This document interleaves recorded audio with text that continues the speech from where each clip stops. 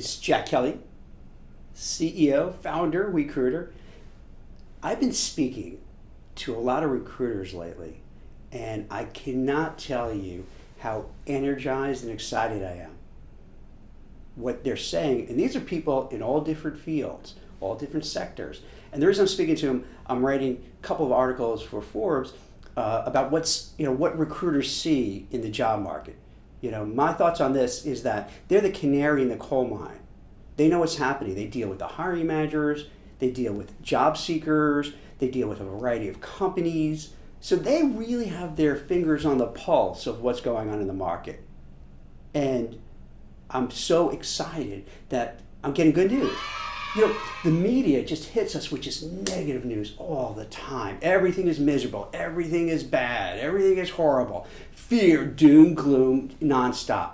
So when you start speaking to these people, and I know what you're thinking. You're thinking, hey, these recruiters are just hyping up, their business. Well, maybe. But I factor that in. I figure, there's about maybe anywhere from 60 to 70, 80% hype sometimes. So whatever I'm telling you, I'm taking out the hype. I'm taking it down to what, I'm filtering to what I think it would be. And this is a good thing for you guys to know. Whenever someone tells you something, especially someone who's trying to sell you or marketing, take whatever they say and cut it in half. And then that's kind of maybe where it is. All right, but I digress. So I'm getting good news. And this is what I want to tell you. It is time now. If you've been knocking your head against the wall, if you've been trying hard to find a job, not having success, you have to reach out to recruiters to help you with the search. Now, I have to disclose, I have a self-interest in this because part of WeCruitr, we have a directory of recruiters with about 10,000 recruiters on there that run the gamut, from every sector across the country, different countries. So clearly this is going to come across as a shameless plug, but you know what? I'm a shameless marketer and self-promoter. So it's, what else would you expect from me? And I say that not terribly ironically, because you as a job seeker have to be a shameless self-promoter. Because if you don't go after trying to make people know who you are and what you're about, no one else is going to do it for you. You have to be the one to champion yourself. Sure, people will help you. Sure, people will give you some tips and some leads. But the bottom line is up to you to get out there, get known. One of the ways to get known is to find a recruiter. Now, here's how you do it. Whether it's my recruiter directory, which is super amazingly awesome and fantastic, and you'd be crazy not to use it, or you can go other ways and find a recruiter. The key is this: you have to find somebody who specializes in what you do. Here's how recruiters work, basically. You have retained recruiters. Those are usually the ones who work on CEO jobs, the C-suite top executives. Then you have the contingency, which most recruiters are.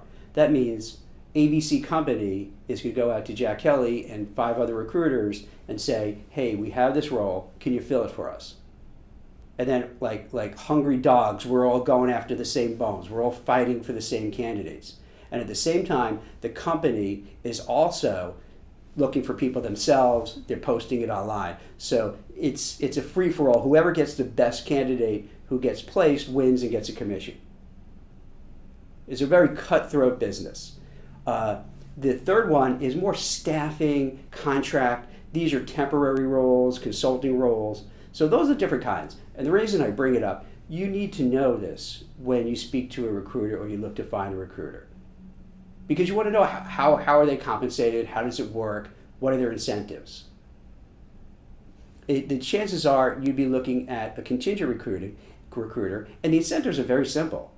If they place you and you stay with the firm for a certain length of time, they get a commission, and it's a pretty healthy commission. If they don't place you and they work for hours and hours and days and weeks and months and don't find the winning candidate, they make nothing. It's all or nothing. Eat what you kill, that's it. It's a savage, cold business. And that's why when you speak to recruiters, if you don't have the right background, you might feel that brush off because they figure, hey, I don't have a job for Jack Kelly now, he seems like a nice guy, but I can't spend a whole lot of time because I can't place him right now. The better recruiters won't wear that on their sleeve. You know, they'll schmooze, they'll talk, they'll get to know you, they'll politely say they don't have anything now. The ones who aren't so great will give you the brush off. And if you ever wondered why you're getting the brush off, that's it. They just realize, hey, you don't have the right skills, the right background at this time, and I'm kind of selfish, so I'm not going to spend more time on you. I'm on to the next one. I'm not saying it's right. My job is to give you what's really going on. You know, unfiltered, you know, no spin. This is what's happening, so you know what's going on in the marketplace. Now, when you reach out to a recruiter, it's kind of important that you let them know who you are. It's kind of like an elevator pitch. What you do, your background, your experience, why you're so damn awesome at your job, your accomplishments, your achievements, and specifically what you're looking to do next, what you want to do next, the type of job, the title, and the compensation parameters you're looking for. Because even if a recruiter specializes in your niche, they're not mind readers. They're not going to know exactly what you want to do, and they're not going to, even if they're an expert in your field, you're not going to know every piece of it. You know, I specialize in compliance, and it seems like it's a one-size-fits-all, but there's so many different types of professionals within this category. And even after doing this for 20 plus years, I'm always learning. There's always something new. So don't expect the recruiter to know every single thing you do. You have to prepare yourself to really walk them through, here's my background, but concisely. It's an elevator pitch. You know, here's what I do, here's my accomplishments, here are my responsibilities, this is why I'm so good and so great and so awesome, but real stuff, not just smooth, not just, hey, I'm great. You got to really explain why you're great, why you excel, why you're better than the other candidates, and why if this person puts in all the time and effort, he or she's going to get a commission and you're going to get that job. You also want to get, it's not just a one-way street. You want to find out from the recruiter if they're the real deal. Part of it is by just chatting with them. And you can tell, do they really know what you do or they're faking it? You could kind of look at their website to see what kind of jobs they have.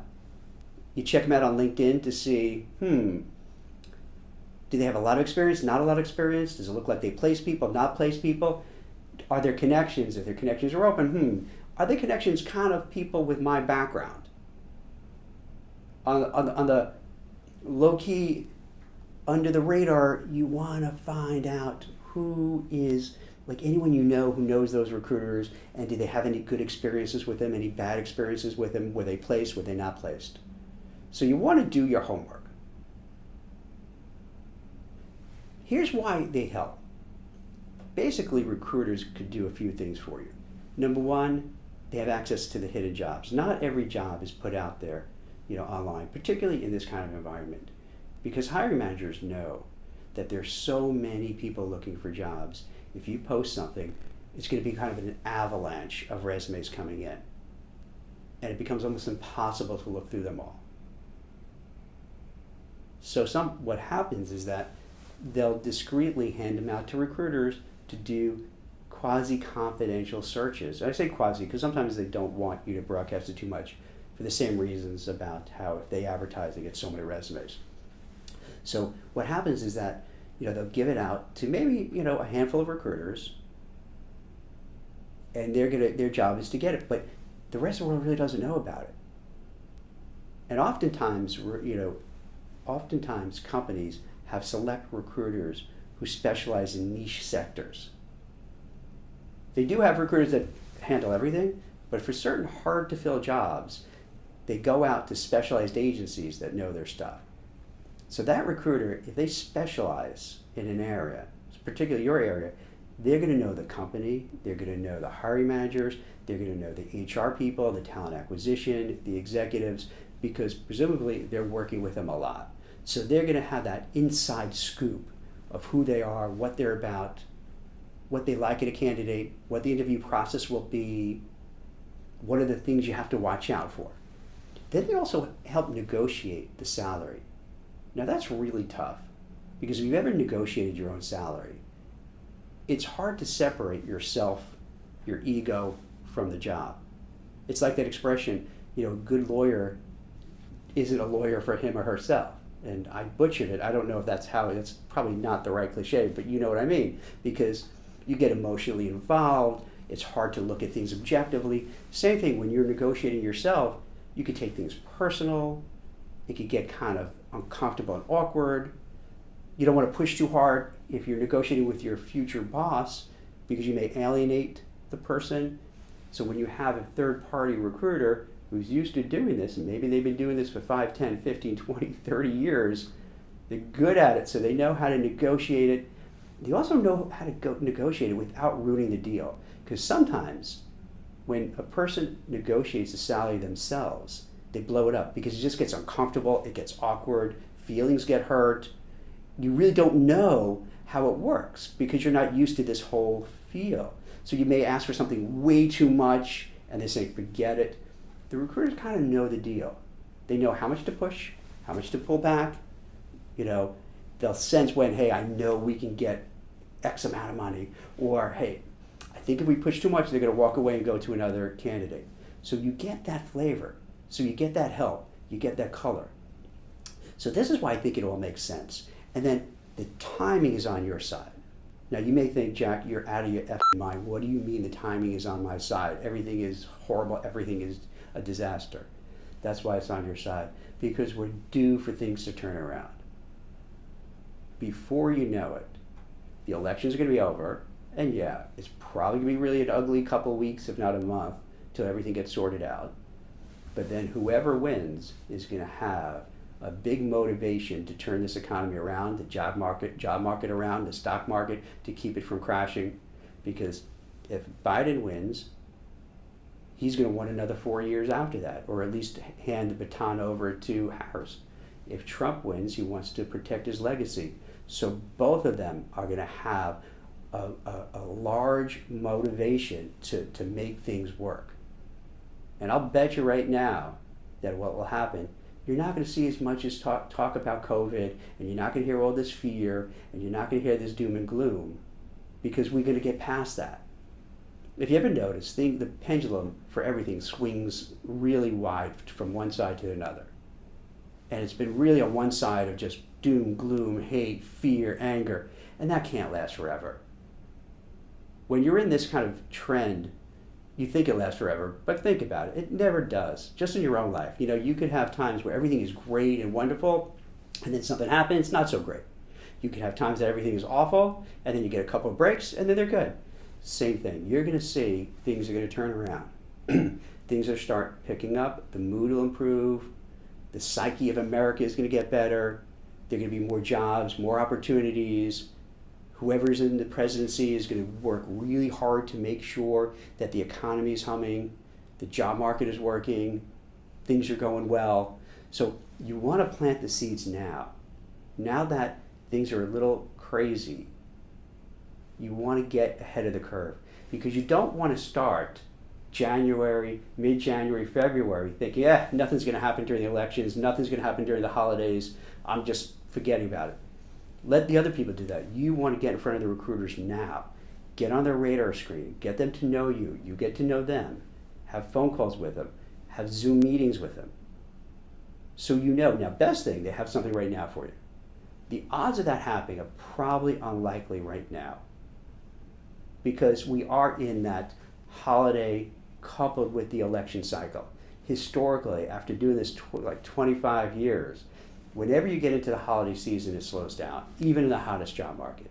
It's just human nature. People take vacations, they take time off, they mentally check out, they spend more time with family. Now you may say, hey, it's COVID, you can't go anywhere.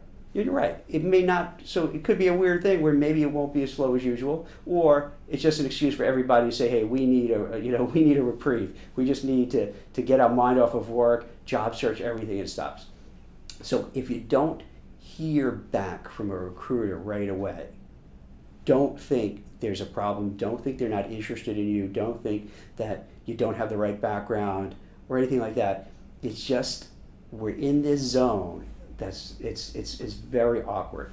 You have, as I mentioned, historically it's always slow, but then you have the mood of the country, then you have the elections, so it's very easy for recruiters to kind of just not know what to do.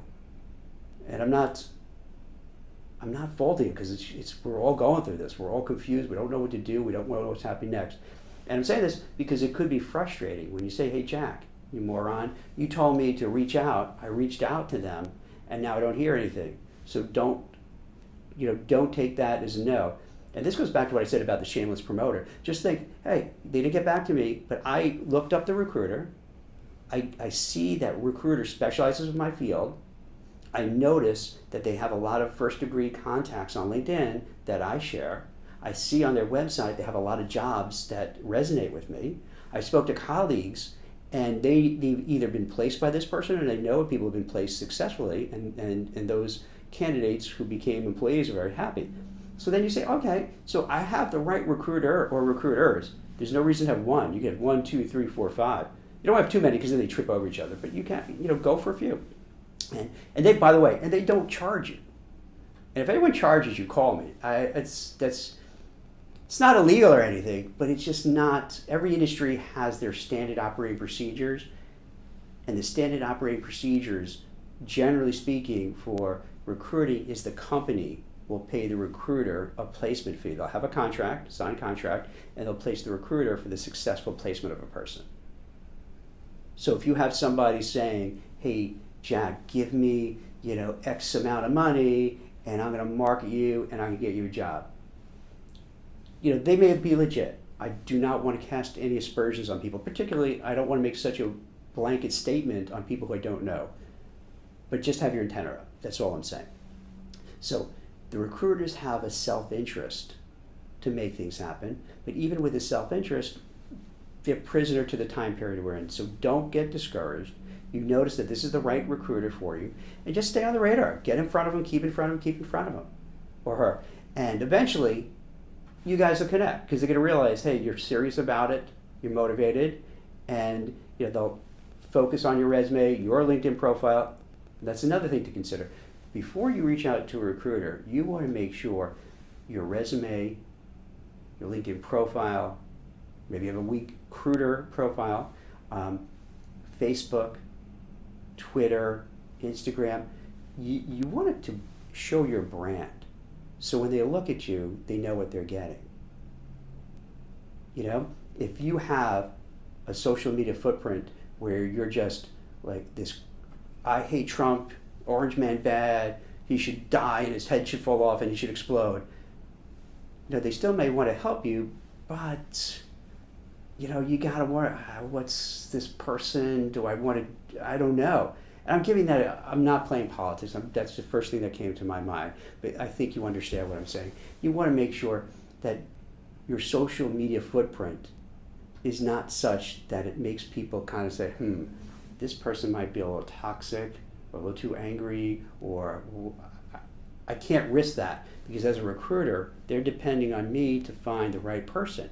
And if I send over a person who could potentially be a liability, a human resource issue, they're going to hate me as a recruiter, blame me for it, and they're not going to give me any more business.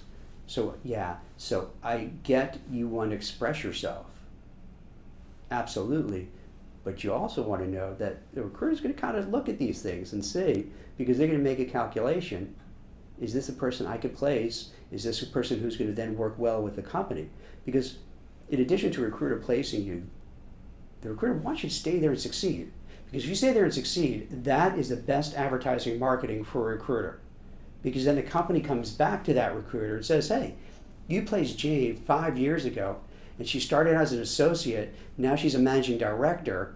Wow, you know what? You hit a home run. We want another Jane. Can you help us out again? So they have the best interest of finding someone who not only can they place, but stay there for the long time. Because that's how they get reoccurring business. Because isn't that like anything in life? If you go somewhere and you have a good experience, you could go back to that place and buy whatever it was you bought there and buy something else, or and keep dealing with it. So here's the deal, to sum it up. This is October, I have no idea what it is. I'll guess the 18th. I do know it's Sunday, and I do know I'm in the office, and I do know I'm obsessive compulsive for being in the office on a Sunday doing this. But that's what you have to do to succeed and move forward and get things done. And also when you don't have a life, then it's easy to do these things as well. So what you want to do, reach out to recruiters. Find people who specialize in your space. Find people who, based on their website, the jobs they put online, their LinkedIn footprint, speaking to colleagues, speaking to friends, that they know this person is legit, they're good, they're successful, and they've placed people in your space before. Make sure that your LinkedIn profile, your resume, your social media footprint represents your brand, who you are, and why you're so great. When you reach out to a recruiter, you need to have an elevator pitch ready that you could articulate concisely, succinctly, with enthusiasm. Here's who I am, here's what I've done, here's why I'm so darn terrific, and here's why you want to represent me, because you're going to get a placement fee out of it, because you know I'm going to be the best damn job seeker candidate you're going to have. So they walk away like, yeah, I know I can place Jack, and if I place him, I'm going to make a nice commission, so I am jazzed, I'm excited, I'm motivated. The recruiter is going to be able to have access to the hidden job market. They're going to know hiring managers, they're going to know HR people, talent acquisition, they can know their culture, and then they can help negotiate for you to get you the best deal. And this is important too, it's not only the best deal, making sure they don't blow it up, because that happens quite frequently. If it's not deftly handled, it's easy to go off the tracks and just fall apart. So use this time wisely. While others are going to get distracted by the election, by all the noise from the media, by the upcoming holidays, try to stay focused, reach out to recruiters, get on their radar, have Zoom calls with them, phone calls. I don't know if anyone's comfortable at this point to have face-to-face meeting with masks, but whatever you feel comfortable doing, so this way you have people who are going to represent you, especially for those who've been trying really hard. You've been knocking your head against the wall, nothing has happened. So this way, you know what, let somebody else carry the load for you for a while. Let someone else do the heavy lifting. In a way that gives you a break, that you can focus on other aspects of the search by shamelessly marketing yourself and networking online while they're going out there and trying to sell you, market you, get you that next job. So it's Jack Kelly, WeCruitr, also from the Compliance Search Group, and I hope this helps out. I hope this gives you some flavor, for dealing with recruiters, how to act, what to say. As always, if you have any questions or you ever need any advice, feel free to call me. Jack Kelly, 212-997-3166, jack@WeCruitr.com, WeCruitr.com. And you can find me on LinkedIn, Twitter, Facebook, WeCruitr, in my office, wherever you want. I'm always here, always working, always around. So I hope this helps. Have a great weekend. I'll speak to you soon.